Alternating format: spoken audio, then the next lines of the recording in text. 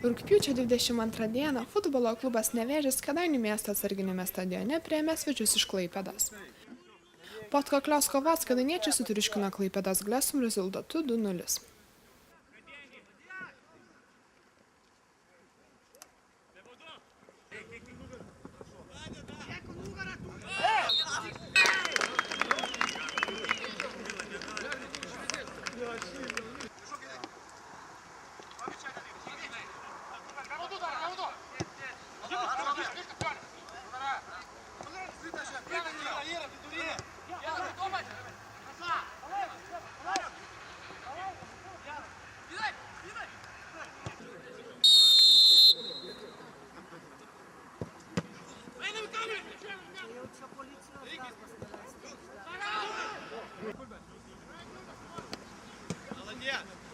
Sniegas yra!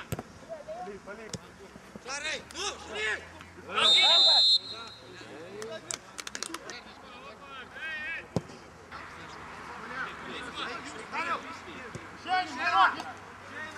Nešakinėkit dar!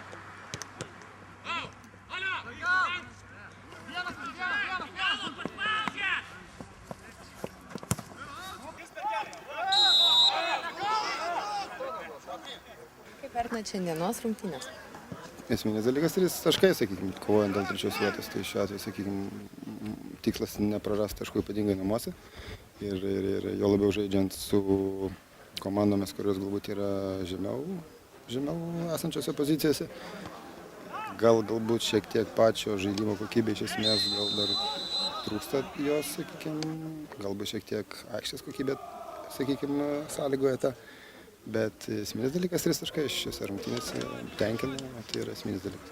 Ir jeigu žiūrėtume, sakykime, iš prieš tai vykusių rungtynių, tai reiškia vienas rungtynės mes jas žaidėm lygiosiamis, antras pralaimėjom iš esmės. Tai šiuo atveju, sakykime, rezultatas sąlygoja tai, kad tai yra priešingas, sakykime, panašaus pajėgumo. Bet ir su juo pakankamai yra visada sunku kovoti. Jis mums toks nelabai parankus, turiu pasakyti. Ir todėl, sakykime, tie 3 taškai šiandien iškovoti, jie tikrai mus tenkina ir esame patenkinti. Šiaip kovingos nuotaikos, iš tikrųjų, visų mano tikslas yra galbūt prizinė vieta. Galbūt tikėtina, kad 3 būtent vieta, sakyčiau.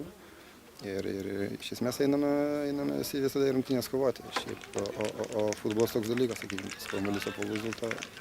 Vienose rungtynėse šiek tiek sužaidžiam geriau, kitose šiek tiek prasčiau. Ir šiek tiek to stabilumo galbūt trūksta iš tikrųjų. Bet iš esmės turim vieną tikslą ir vieno tikslo vedini einam kovoti. Kėdainietis LT.